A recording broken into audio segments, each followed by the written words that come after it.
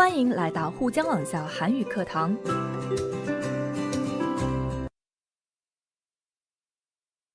안녕하세요, 여러분. 신선생님입니다. 여러분은 친구와 연락할 때 보통 어떻게 연락을 합니까? 네, 요즘엔 휴대전화로 문자를 보내죠. 또 이메일로 연락을 하기도 합니다. 그런데 요즘에는 이렇게 인터넷에서 사용하는 말이나 문자로 짧게 주고받는 말들을 잘 못 알아들을 때가 많아요. 오늘은 무슨 말인지 알아듣기 어렵던데요? 라는 제목으로 대화와 어휘를 공부해 보겠습니다. 이번 단원에서는 인터넷에서 문자로 주고받는 용어에 대한 대화를 공부하고 말과 관련된 어휘도 배워보도록 하겠습니다. 먼저 책 144쪽을 보세요. 휴대폰 문자들이 있습니다. 문자 안에 여러 가지 모양이 있네요. 하트 모양도 있고 별 모양도 있고 이런 모양들을 이모티콘이라고 합니다. 이모티콘은 감정을 의미하는 영어 이모션과 유사기호를 의미하는 아이콘을 합쳐서 만든 말로 문자를 이용하여 감정을 표시하는 기호들을 이야기합니다. 인터넷 채팅과 이메일, 인터넷 게시판, 또 휴대전화를 이용한 문자 메시지를 많이 이용하면서 말로는 표현하기 힘든 감정을 간단하고 편리하게 전달하기 위해 사용되기 시작했습니다. 여러분도 친구와 인터넷이나 휴대전화로 이야기하면서 이런 이모티콘을 많이 사용하지요? 자, 그럼 교재에 있는 대화를 한번 듣고 좀 더 이야기해 볼까요? 정희 씨와 웨이 씨의 대화입니다. 정희 씨와 웨이 씨가 요즘 유행하는 인터넷 용어에 대해서 이야기를 하고 있네요. 대화를 듣기 전에 선생님이 몇 가지 질문을 하겠습니다. 첫 번째 질문입니다. 정희 씨는 우연히 버스에서 들은 고등학생들의 대화를 듣고 무엇을 느꼈나요? 두 번째 질문입니다. 웨이 씨는 무엇을 이해하기 어렵다고 했나요? 세 번째 질문입니다. 조금 더 있으면 무엇이 필요할지 모른다고 했나요? 자, 그럼 대화를 한번 들어볼까요? 며칠 전에 버스를 타고 가면서 고등학생들이 하는 말을 우연히 듣게 되었는데 정말 알아듣기 어렵던데요? 세대 차이를 많이 느꼈어요. 아니, 뭐라고들 했는데 세대 차이가 난다고 그러세요? 대화 내용은 주로 인터넷이나 연예인 이야기인데 사용하는 단어들을 많이 못 알아듣겠던데요? 게다가 서로 이야기하면서도 어찌나 휴대전화로 문자를 주고받던지 그것도 놀라웠어요. 요즘 새롭게 나오는 인터넷 용어들은 이해하기가 좀 어려워요. 웨이 씨 나라에서도 세대 간에 쓰는 말이 다릅니까? 한국이건 다른 나라건 다 마찬가지일 거라고 생각해요. 좀 더 있으면 세대 간 번역이 필요하다고들 할지도 모르죠. 잘 들으셨나요? 그럼 조금 전에 선생님이 질문한 것을 대답해 볼까요? 첫 번째 질문. 정희 씨는 우연히 버스에서 들은 고등학생들의 대화를 듣고 무엇을 느꼈나요? 네, 맞아요. 세대 차이를 느낀다고 했습니다. 这里的 세대 차이를 느끼다 是感受到代沟. 두 번째 질문. 웨이 씨는 무엇을 이해하기 어렵다고 했나요? 네, 맞아요. 요즘 새롭게 나오는 인터넷 용어들을 이해하기 어렵다고 했어요. 就是说最新的网络用语理解起来很困难. 세 번째 질문. 조금 더 있으면 무엇이 필요할지 모른다고 했나요? 네, 맞아요. 조금 더 있으면 세대 간 번역이 필요하다고들 할지도 모른다고 했네요. 就是说代际间交流可能会需要翻译. 네, 여기까지 대화를 듣고 내용을 대충 살펴봤는데요. 자, 그럼 우리 대화의 내용과 표현을 하나씩 자세히 살펴볼까요? 먼저 정희 씨가 이야기합니다. 며칠 전에 버스를 타고 가면서 고등학생들이 하는 말을 우연히 듣게 되었는데 정말 알아듣기 어렵던데요. 세대 차이를 많이 느꼈어요. 这里的无缘히是偶然的意思. 우연히 고등학생들의 대화를 듣고 알아듣기 힘들다고 했네요. 사실 같은 나라 사람인데 세대마다 자주 사용하는 말들이 좀 달라요.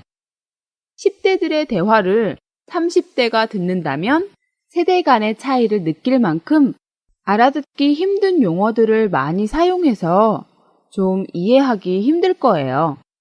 특히 요즘처럼 인터넷이나 SNS가 발달한 시대를 사는 젊은 세대들은 새로운 단어를 만들어 사용하면서 재미를 느끼기도 합니다. 다음 웨이 씨가 이야기합니다. 아니, 뭐라고들 했는데 세대 차이가 난다고 그러세요? 여기에서 는다고들 하다는 일반적으로 많은 사람들이 말하는 것을 이용해서 표현할 때 사용하는데요. 다른 사람들이 뭐라고 이야기했는데 세대 차이를 느꼈어요? 라는 의미에서 뭐라고들 하는데 세대 차이가 난다고 그러세요? 라고 이야기했네요. 또 맨 앞에 붙은 아니는 특별한 뜻이 없이 문장 앞에 사용하는 표현입니다. 다음 정희 씨가 이야기합니다. 대화 내용은 주로 인터넷이나 연예인 이야기인데 사용하는 단어들을 많이 못 알아듣겠던데요. 게다가 서로 이야기하면서도 어찌나 휴대전화로 문자를 주고받던지 그것도 놀라웠어요. 그 고등학생들이 하는 이야기의 내용은 주로 인터넷이나 유명한 가수, 영화배우 이야기였는데 사용하는 단어들을 못 알아듣겠다고 했네요. 이렇게 새롭게 만들어낸 단어들을 신조어라고 하는데요. 긴 단어나 문장을 짧게 만들어서 말하는 거예요. 这里的게다가是再加上的意思.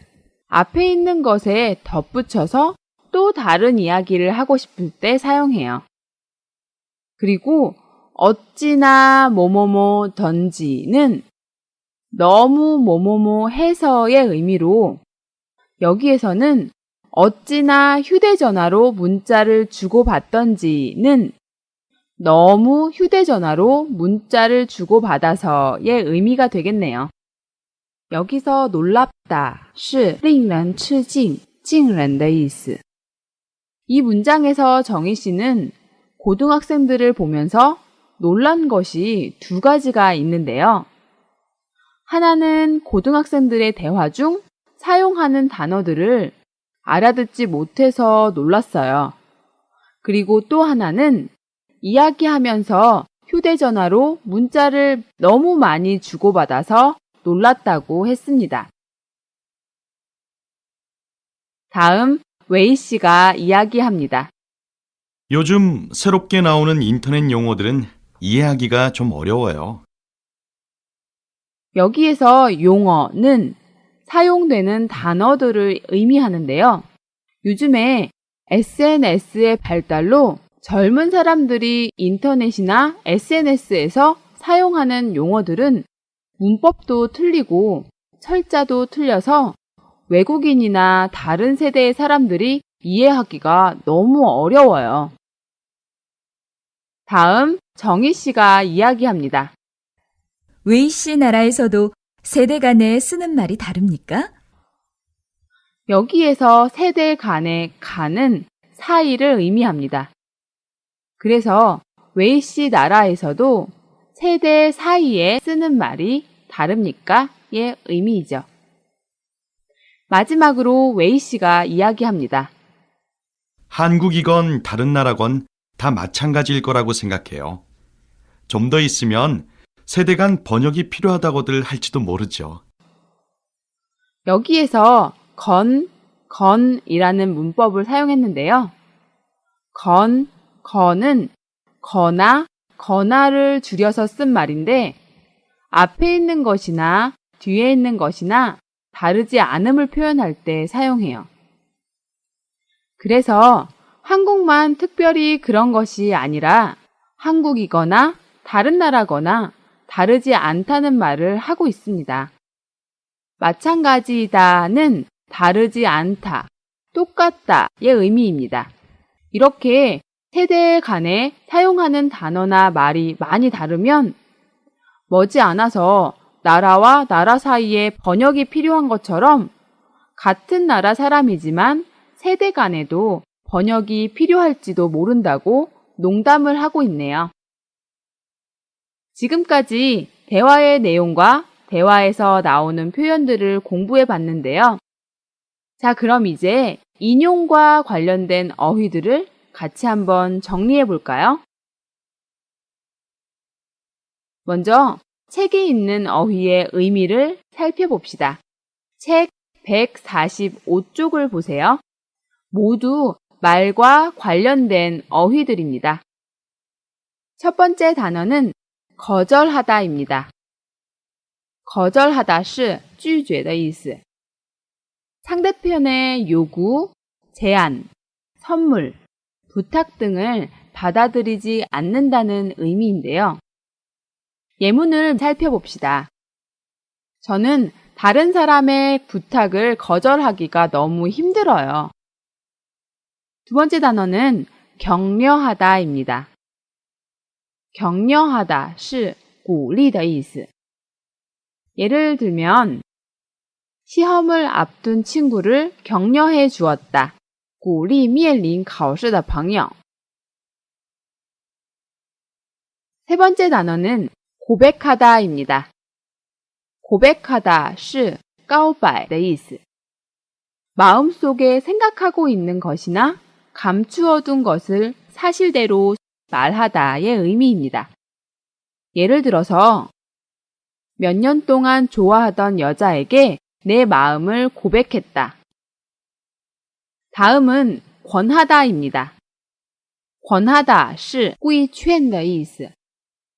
예를 들면 선생님께서 나에게 좋은 책을 골라 읽으라고 권했다. 다음은 농담하다입니다. 농담하다 是开玩笑的意思. 장난으로 말한다는 의미입니다. 예를 들면 1번 너 지금 농담하는 거지? 2번 지금은 농담할 기분이 아니에요. 다음은 재촉하다입니다.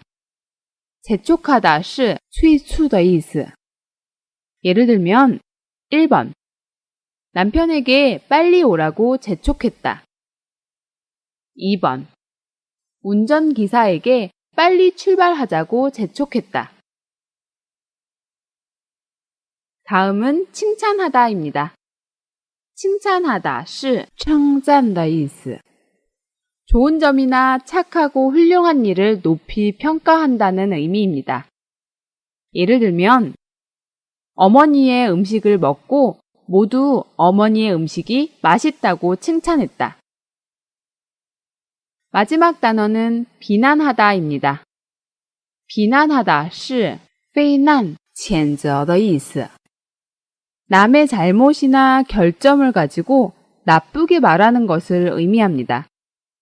예를 들면 시민들은 정부의 잘못된 결정을 비난했다. 이 단어들은 인용 문법과 같이 쓰는 경우가 많아요. 자, 여러분, 지금까지 말과 관련된 표현들을 배웠는데요. 그럼 이제 책 145쪽 아래에 있는 문제들을 한번 볼까요? 조금 전에 배운 단어들을 빈칸에 알맞게 써 넣어 보세요.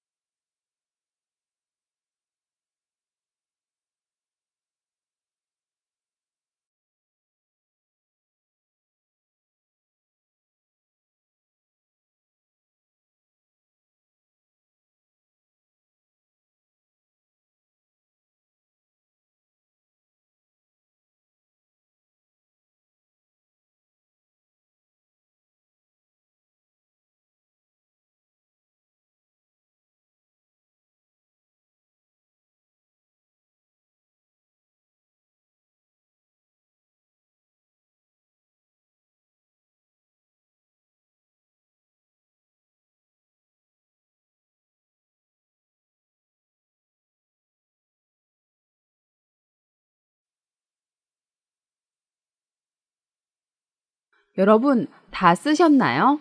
우리 같이 확인해 볼까요? 1번. 그 친구는 내 일 좀 도와달라는 나의 부탁을 시간이 없어서 그럴 수 없다고 거절했다. 도와달라는 부탁은 도와달라고 하는 부탁의 줄임말입니다. 여 달라고 하다는 여 주십시오, 여 주세요의 간접 인용 형식입니다. 다른 사람한테 부탁을 한 것을 간접적으로 말할 때 사용합니다. 2번. 직장 문제 때문에 고민하고 있는 나에게 친구가 직업 상담소에 한번 가보라고 권했다. 3번. 그 친구는 시험에 떨어져서 낙심하고 있는 나에게 다음에는 꼭 붙을 수 있을 거라고 격려했다. 낙심하다 就是失望, 灰心的意思. 여기서 시험에 떨어지다는 시험에 통과하지 않다의 의미이고 시험에 붙다는 시험에 통과하다는 뜻이죠. 4번. 선생님은 나의 글을 보시더니 정말 글을 잘 썼다고 칭찬했다. 5번. 사람들은 정부가 문제를 해결하지 못해서 이런 상황까지 오게 되었다고 정부를 비난했다. 6번.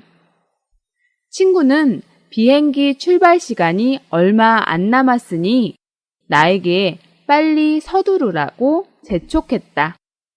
시간이 얼마 안 남았다. 每剩多少时间了. 서두르다 是赶快赶紧的意思.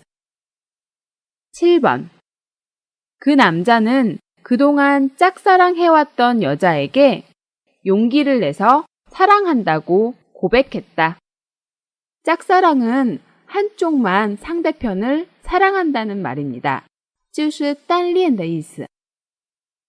여러분 다 맞으셨나요? 문장의 뜻을 잘 이해하면 어휘를 쉽게 골랐을 수 있겠죠? 자, 그럼 다음 아래의 2번 문제를 볼까요? 다음은 우리가 대화를 할 때 필요한 예의입니다. 예의 是礼貌的意思. 빈칸에 알맞은 어휘를 써 넣어 보세요.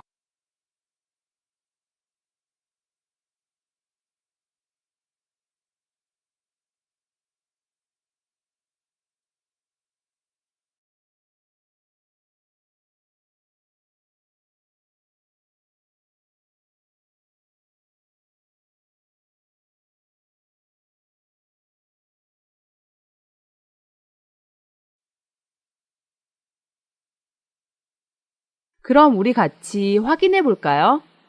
선생님이 한번 읽어볼까요? 사람들은 칭찬받기를 좋아합니다. 따라서 그 사람의 잘못된 점을 비난하기보다는 그 사람의 장점이나 잘한 일을 칭찬하는 것이 좋습니다. 칭찬을 할 때는 진심을 담아 칭찬을 해야 합니다. 진심이 담기지 않은 칭찬은 오히려 상황을 더 나쁘게 할 수도 있습니다. 성공을 한 사람의 뒤에는 항상 칭찬하고 용기를 주는 부모님이 계십니다. 시험을 못 봤거나 실패했을 때 앞으로 더 잘할 수 있을 거라고 격려하면 그 사람에게는 그 말이 큰 힘이 될 겁니다. 이 문장은 칭찬에 관한 글이에요. 그리고 진심을 담다와 진심이 담기다 두 가지 표현을 주의해서 봐야 합니다.